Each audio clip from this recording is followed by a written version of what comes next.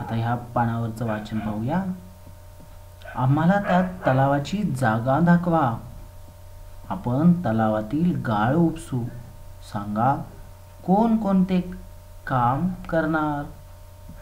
बघा सिंह काय म्हणतोय, आम्हाला त्या तलावाची जागा दाखवा. आपण तलावातील गाळ उपसू. सांगा कोण कोणते काम करणार.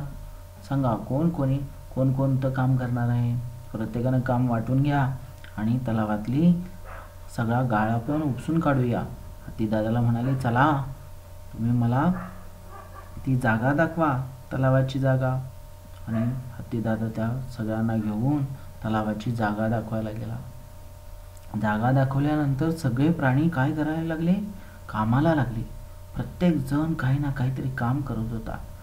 प्रत्येक जण इथला गाळ उपसायला लागला आणि सगळ्यांनी मिळून छोटे मोठे सगळे प्राणी कामाला लागले आणि गाळ नेऊन बाहेर काढून टाकू लागले.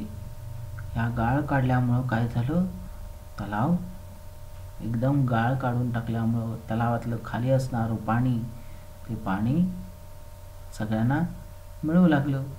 बघा सिंह म्हणाला, वा छान छान, वा छानच, आता सर्वांना भरपूर पाणी मिळेल.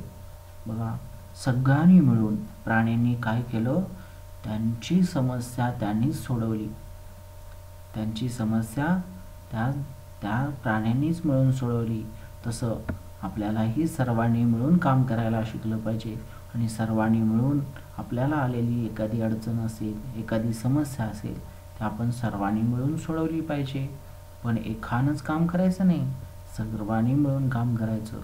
आता आपला वर्ग जर अस्वच्छ असेल, घाण असेल, तर स्वच्छ करण्यासाठी काय करायला पाहिजे, सर्वांनी मिळून स्वच्छतेचं काम करायला पाहिजे की नाही.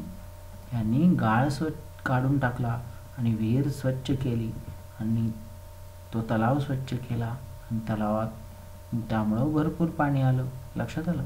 तसं आपल्याला सुद्धा आपला वर्ग, आपली शाळा, आपला परिसर आपल्याला सगळ्यांनी मिळून काय करायला लागेल, स्वच्छ ठेवावं लागेल. सर्वांनी मिळून काम केलं तर सहज होतं आणि लवकर होतं, छान होतं. काम करायचं कधीही लाज वाटून देऊ नका. समजलं. चला ही गोष्टीचं नाटक करायचं आहे. कोण एकानं सिंह व्हायचं, कोणी हत्ती व्हायचं, कोणी ढोलकी वाजवणारा ससा व्हायचं, डुम डुम डुम डुम हे देणारा, दवंडी देणारा, अशा पद्धतीनं. आणि सर्वांनी बाकीच्यांनी मग घोडा, कोणी वनगाय असे प्राणी व्हायचं. प्रत्येकाने ठरवा आता आपण कोण होणार आणि ह्याचं नाटक करून दाखवायचं. ठीक आहे. चला